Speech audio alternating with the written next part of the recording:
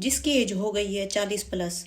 वैसे तो आप विजिटर वीज़ा के लिए भी अप्लाई कर सकते हो, लेकिन अगर आप चाहते हो एक ऐसा वीज़ा जिसमें आपको अकोमोडेशन भी प्रोवाइड की जाए, आपको फ्री ट्रैवल करने का मौका मिले जर्मनी में, 1 साल का ये वीज़ा होता है। आपको कुछ सैलरी भी दी जाती है, 850 पर मंथ आपकी सैलरी होती है अगर आपको अकोमोडेशन प्रोवाइड नहीं किया जाता।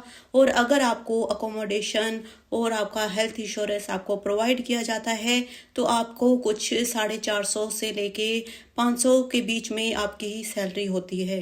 इसमें आपको different social, cultural, environmental, welfare sector में जो है आपको काम करना पड़ता है। BFT, FSJ, FOJ टाइप्स के ये वीज़ा रहते हैं। BFT वीज़ा में आपकी कोई एज लिमिट नहीं रहती है। FSJ एंड FOJ वीज़ा को अप्लाई करने के लिए आपकी एज 18 से 26 साल के बीच में होनी चाहिए। इस वीज़ा को अप्लाई करने के लिए बहुत कम डॉक्यूमेंट्स की रिक्वायरमेंट होती है। बस एक मेन स्टेप रहता है कि आपको किसी जर्मन ऑर्गेनाइजेशन से जो कॉन्ट्रैक्ट लेना होता है उसके लिए आपको थोड़े एफर्ट करने पड़ते हैं। वैसे तो इस वीज़ा को अप्लाई करने के लिए आपके पास A1 A2 German language certificate होना चाहिए। पर अगर कुछ जर्मन ऑर्गेनाइजेशन आपको कॉन्ट्रैक्ट में ये मेंशन करके दे देती है कि आप जर्मन लैंग्वेज जो है वहाँ पर आकर सीखेंगे, तो उस केस में आपको जर्मन लैंग्वेज का सर्टिफिकेट नहीं चाहिए होता।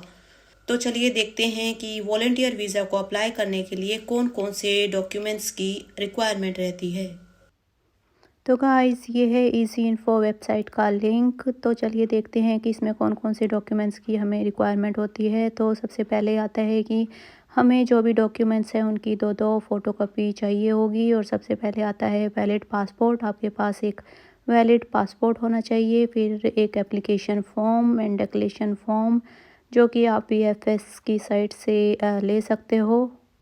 तो ये वाइडेक्स फॉर्म है जो कि आपको VFS की वेबसाइट से मिल जाता है। आपको ये फॉर्म फिल करना होता है और इसकी 2 कॉपी आपको चाहिए होती है जब आप डॉक्यूमेंट्स को लेकर जा रहे होते हैं VFS के ऑफिस में।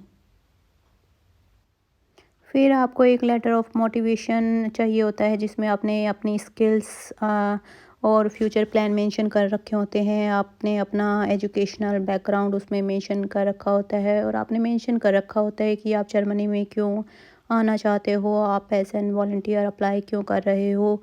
फिर आपको एक CV चाहिए होता है और फिर आपको एक कॉन्ट्रैक्ट चाहिए होता है जर्मन ऑर्गेनाइजेशन से। उसकी 2 फ़ोटोकॉपी आपको करवानी पड़ती है। उस कॉन्ट्रैक्ट में सब मेंशन होता है कि आपकी सैलरी कितनी रहेगी, आपकी वर्क लोकेशन क्या रहेगी और आपको कितने घंटे काम करना है और आपके अकोमोडेशन के बारे में सब कुछ उस कॉन्ट्रैक्ट में मेंशन होगा। फिर आपको जर्मन लैंग्वेज का सर्टिफिकेट चाहिए होता है। जर्मन लैंग्वेज का A1 या A2 जर्मन लैंग्वेज का आपको सर्टिफिकेट चाहिए होता है। लेकिन अगर आपके कॉन्ट्रैक्ट में ये मेंशन है कि आप जर्मन लैंग्वेज जर्मनी में आकर सीखेंगे, तो उस केस में आपको जर्मन लैंग्वेज की रिक्वायरमेंट जो है नहीं रहती है। फिर 3 पासपोर्ट साइज़ आपको फ़ोटो चाहिए होते हैं। जब आप एप्लीकेशन को फिल करते हो तो आप अगर ऑनलाइन पेमेंट करते हो तो आपको वो रिसिप्ट चाहिए होती है और आपको एक ट्रैवल हेल्थ इंश्योरेंस चाहिए होता है। फिर आप जब स्क्रॉल डाउन करते हो तो यहाँ पर कुछ वेबसाइट मेंशन की गई है जिसमें आप जर्मन ऑर्गेनाइजेशन को अप्रोच कर सकते हो, उनको एक मेल कर सकते हो या फिर एप्लीकेशन फॉर्म को फिल करके उनको एक मेल सेंड कर सकते हो और अपनी रिक्वेस्ट सेंड कर सकते हो एक कॉन्ट्रैक्ट लेने के लिए कि आपको एज एन BFT वीज़ा के लिए अप्लाई करना है या फिर FSJ और FOJ के लिए अप्लाई करना है। तो आपको एक कॉन्ट्रैक्ट चाहिए तो आप उनको अप्रोच कर सकते हो। और जब आप स्क्रॉल डाउन करते हो तो ऑफिशियल वेबसाइट का लिंक भी यहाँ पे मेंशन है।